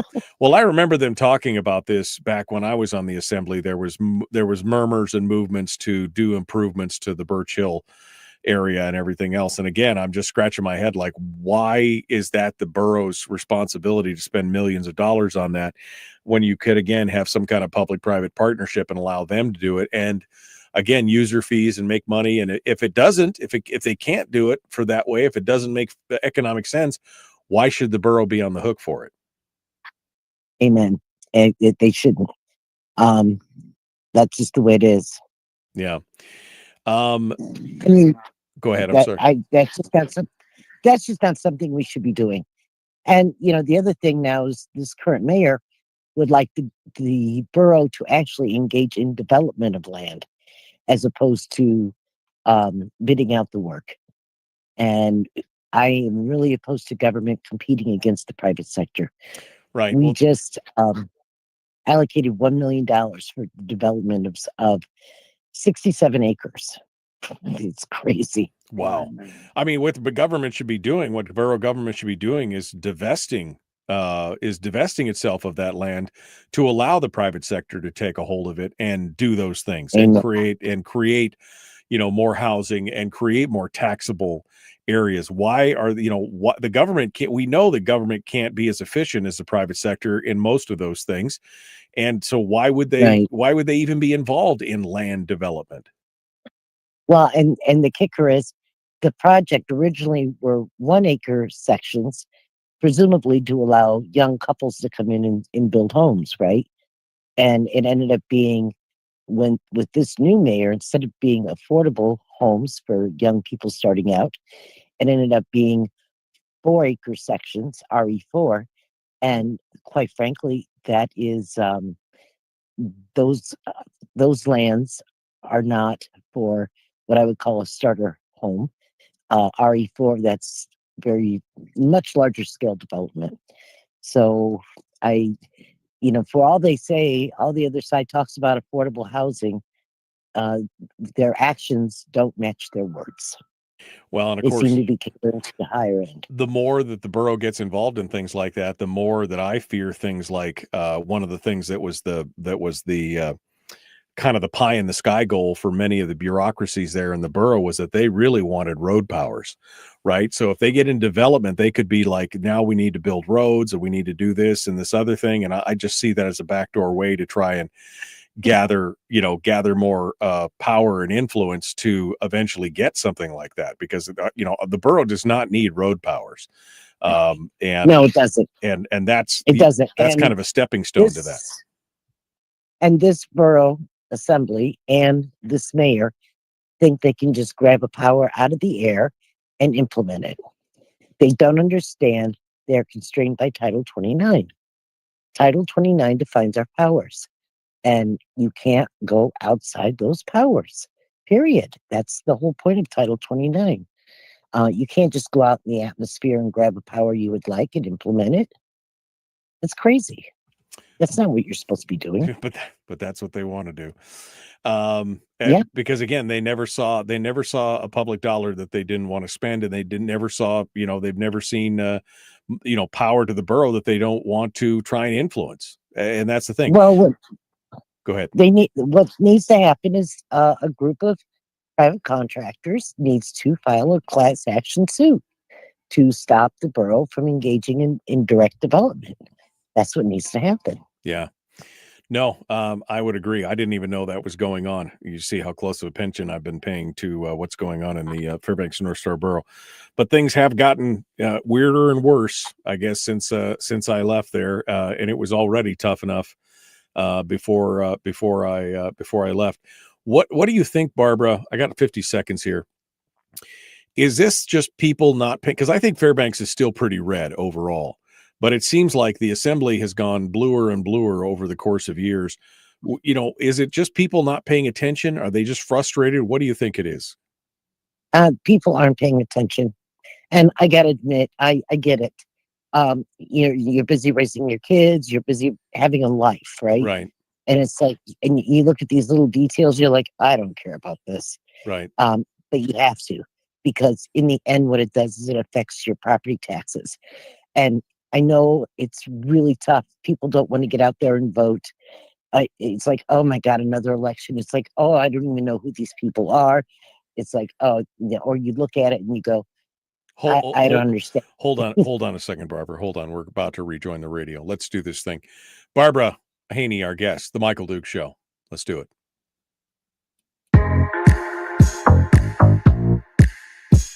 The Michael Duke Show, proudly splitting the left versus right dichotomy. Yeah, I had to look that word up too. I don't think it means what he thinks it means. Here he is, though. That guy, Michael Dukes, the one with the show.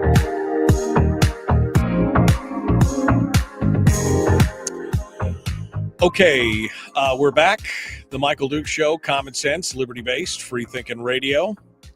Continuing now with Barbara Haney.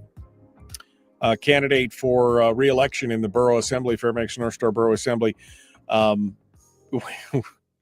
We were just talking about the elections and how the Borough Assembly has changed since I was in Fairbanks. When I first got on there, it was pretty balanced, and then it swung heavily before I left to where there was only one or two of us who were really considered to be conservative on the board, and it's gone back and forth. It's a little more balanced now, but I think this area, and of course the vote last year on the tax cap showed that the majority of Fairbanksans are that they're tapped out on this, but they're not participating in the elections like they should, Barbara. I think that, and I don't know if it's just apathy, if it's frustration. What do you think it is in the election, in the electoral process for folks who want smaller, more limited government? Where are they? Well, I think what happens is people don't know first that there's an election.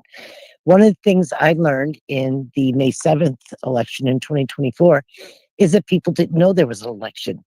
And so one of the strategies of the left is to not be very vocal about the election and not tell people when they are. Because if you don't know there's an election, you don't vote, right? So the key first is that people need to know there is an election. Secondly, they need to look at the candidates. I'm an incumbent, and I've worked very hard to maintain taxes, try to keep them lower, and try to get the budget smaller and reduce the size and scope of government. The person who's running against me is a criminal defense attorney. He has a spouse who is also a municipal attorney in the city of Fairbanks, who is against political signs in your yard, apparently. So, but he's also got a record on Courtview, and people need to take a look at that Courtview record because he's got a record, a criminal past, in addition to being a criminal attorney. So people need to do their due diligence and take a look at what they're voting for. That's just a pure, simple fact. Right. People get mad at me because I'm a Christian. Well, I'm a Christian. I'm sorry. I'm not going to deny that. Right. And I do love our country. I'm not going to deny that. Right. I think capitalism has been the greatest thing since sliced bread. Only in capitalism can even the poorest person have an iPhone. If you take a look at other countries, take a look at the poorest in other countries, and take a look at our poorest. Our poorest have a standard of living that is comparable to the middle class of many countries. Right. So, I think capitalism is a tremendous engine for improving the welfare and overall well-being of the human race. Yeah. Well, it's raised more people out of poverty in the world than anything else in the history of the world. So I think it's a pretty good bet here. You just mentioned it is. And the people on the other side of me are not big fans of capitalism. Yeah. Well, that's very important. Yeah, no, it's important to know. You mentioned the fact that many people didn't know about the election. Of course, there's been a move. Voting for the municipal election is on October 7th, both in Fairbanks and down here on the peninsula. But in the Matsu in South Central, they've aligned their elections to be on the same day as the national date. So now all of their elections will take place on one day. I know there's been kind of a movement and a discussion on that. Is that something you support, moving so that the elections are all on the same day at the same time? I would support that very much so. In fact, we were one vote shy of it my first year on the assembly, and I did vote for it. The deciding vote to not do it was Aaron Lojeski. So there you have it. Otherwise, our elections would be in November. Right, which seems to seems to make more sense. All right, future moving forward, Barbara. If I waved my magical wand and gave you the power, what would you change in the borough here? We got about 4 minutes. I want to give you a couple minutes here to address that. What would you change immediately for the long term and for the better? Well, first off, I'm hoping to see that new system of deferred maintenance work where the school district actually brings their deferred maintenance projects forward. But my magic wand, if I would also need some other people on there with me because I can't do it alone. I need other fiscal conservatives on there. When you're on the assembly, it's a team sport. It doesn't matter. People say, "Oh, I'm not into the blue and red thing." Well, it's there. It's there. You have people who are for a larger government and people who are for smaller government.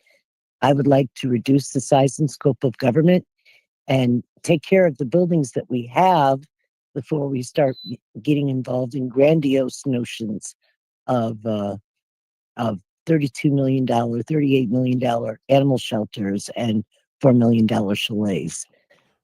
We need to take care of some really basic stuff. And I think it's tone deaf when we're closing schools to propose those sort of things. Quite frankly. No, and I agree. And you've touched on my pet peeve, which of course is deferred maintenance. $250 million in deferred maintenance in the borough alone. $250 million. And yet we want to build new ones. And we still haven't paid for the ones. We're still not taking care of the ones that we have right now. I think that is I think that's a shame. Has there been any movement on taking care of that backlog at all? Well, always a struggle with the CIPMR. People want to propose new shiny things rather than taking care of what we have. The first order of business is you got to take care of what you have. And sadly, the new shiny things seem to always win out in the CIPMR. Now, some of those things have been good. And I'll be honest, one of the things that I did work on was renewing the playground in Alaska at Pioneer Park. That was overdue. And I think it's a nice playground. The other thing that I've been a part of is help with a grant, getting a new roof for the Ann Ween Elementary School. That was a Justice Sporty project. And that was one of the areas where I was able to be helpful with the grant process. So, it's not all about tearing down things. I've worked a lot on the deferred maintenance issues, but I've done so in a way that's kind of granular, Right. But you got to take a look at the specific project and see if there's a need and see where the money's going to come from. And that's one thing I think that my colleagues don't often do is they don't get involved in the granular. Right. You got to take a look at, okay, so what's the need and how much it's going to cost? Where are you going to get the money to do this? Can we put it together? Yeah. The one thing with the Alaska Land Playground project is we were able to put together monies from various pots of federal grants and get that put in. Otherwise, that probably wouldn't have happened. We're down to the last minute here, Barb. So where can folks find you? Are you doing any meetings or meet and greets or anything else in your elevator pitch quickly here? Yeah. So on September 22nd in the evening, I had my last fundraiser at Roundup Steakhouse. $30 pulled pork. Hey, let's pull the pork out of the budget and have some pulled pork. So it'll be pulled pork and all the fixings for $30. And it's a fundraiser for me. September 22nd is also the first day of early voting. This year, it'll be at the Bentley Mall. Yeah. And we'll be doing sign waving in the morning starting at 7 a.m. Anyway, but why you should vote for me? I think I've earned your vote. I've been worked very diligently to reduce the cost of government and to really pose the questions out there. I've worked on making the process in the equalization more equitable for nonprofits. Barbara Haney, our guest. Barbara, hold the line. FNSB Assembly. Out of time, folks. Sorry, Barbara, we were up against a hard break there, so I'll let you finish. Continue on. Sorry. Yeah, you got about... No, I'm sorry. Well, I've worked a lot on making government more transparent, helping people navigate the system, learning how to testify, learning how to get involved. And I think I have earned re-election. If I don't get reelected, you know what? I have lots of things I can do with my Thursday evenings. Right, exactly. But if anybody thinks this is a show up Thursday evening for a couple hours and go home, that is not how this job works. Yeah.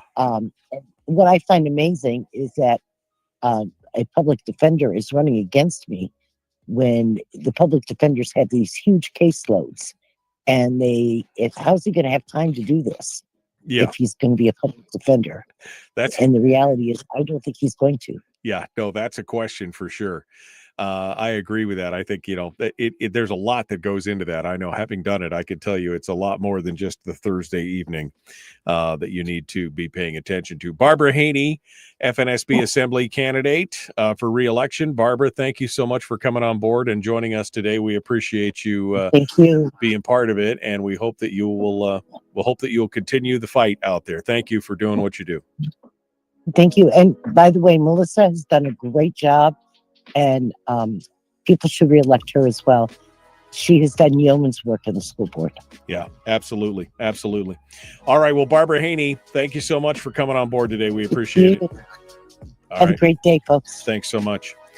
All right, folks, we are out of time. Tomorrow is Firearms Friday.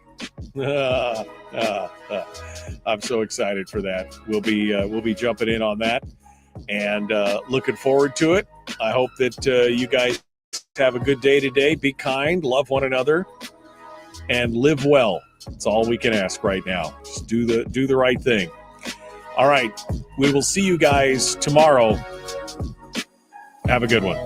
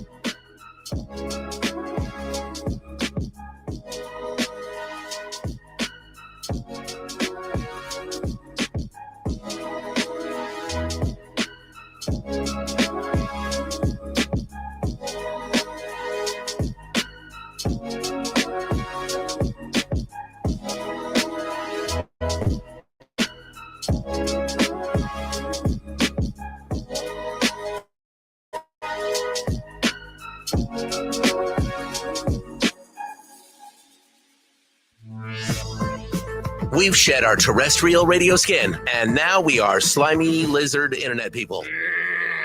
It's the Michael Duke Show.